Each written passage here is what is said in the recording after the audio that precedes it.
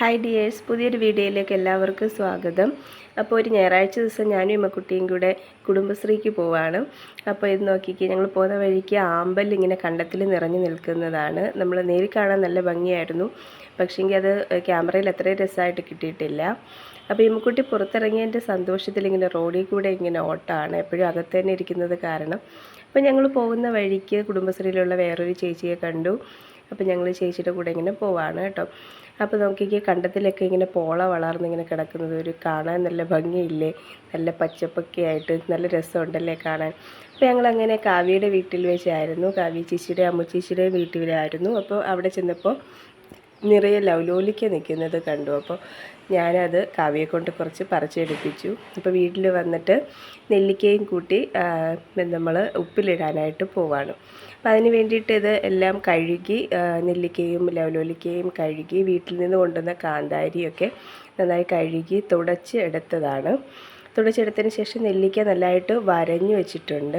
അതിന് ശേഷം ഉപ്പിട്ട വെള്ളം തിളപ്പിച്ച് നല്ലതുപോലെ തിളപ്പിച്ച് ഒരു ചെറിയ ചൂടോടെ തന്നെ നമ്മൾ ആദ്യം നെല്ലിക്ക ഇട്ട് വെക്കുന്നുണ്ട് കേട്ടോ. അപ്പോൾ ആദ്യം കാന്താരി ഇട്ടു, അതിനുശേഷം നെല്ലിക്ക ഇട്ടു, അതിന് മുകളിലേക്ക് ചെറിയ ചൂടുള്ള ഉപ്പുവെള്ളം നമ്മൾ ഒഴിച്ചു കൊടുക്കുന്നുണ്ട്.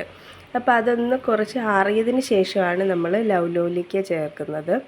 അപ്പോൾ അതിങ്ങനെ കുറച്ച് നേരം ആറാൻ വെച്ചിട്ടുണ്ടായിരുന്നു. അപ്പോൾ കുറച്ച് നേരം ആറിയതിന് ശേഷം നമ്മൾ പിന്നീട് ലവലോലിക്ക ഇതിനകത്തിലിട്ട് കൊടുക്കുന്നുണ്ട്. ലവലോലിക്ക നല്ലതായിട്ട് കഴുകി നല്ലതുപോലെ തുടച്ചെടുത്താണ്. നെല്ലിക്കയും അങ്ങനെ തന്നെയാണ് എടുത്തത്. അപ്പോൾ അത് കുറച്ചായിട്ട് മുറിച്ചൊക്കെയാണ് ഞാൻ ഇട്ടേക്കുന്നത്.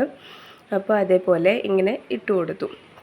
അപ്പോൾ അതിന് ശേഷം ചെറിയ ചൂട് വെള്ളത്തിനുണ്ടായിരുന്നു, അതുകൊണ്ട് കുറച്ചുകൂടെ തണുക്കാൻ വേണ്ടിയിട്ട് മാറ്റി വെച്ചു.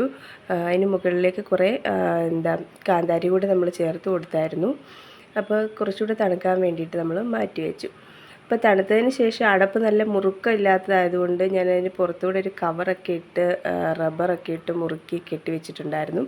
അപ്പോൾ നമ്മൾ കുറച്ച് ദിവസത്തിന് ശേഷം ഇത് എടുത്തു.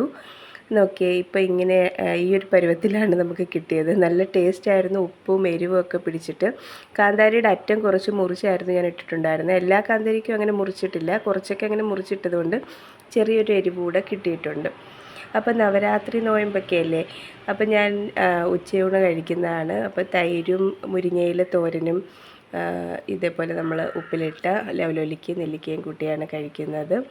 അപ്പോൾ തൈര് നമുക്കറിയാം, മോര് കാച്ചുന്നതിനെക്കാട്ടിലും തൈര് അങ്ങനെ തന്നെ കഴിക്കുന്നതാണ് നല്ലത്, നമ്മുടെ ദഹന പ്രക്രിയയ്ക്കുമൊക്കെ നല്ലത്.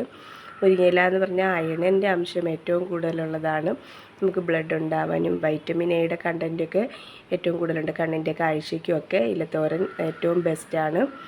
അപ്പോൾ ഇതാണ് ഇന്നത്തെ ഉച്ചയൂണ്, നവരാത്രി നോയമ്പായതുകൊണ്ട്. ഓക്കെ, എല്ലാവർക്കും നന്ദി, താങ്ക്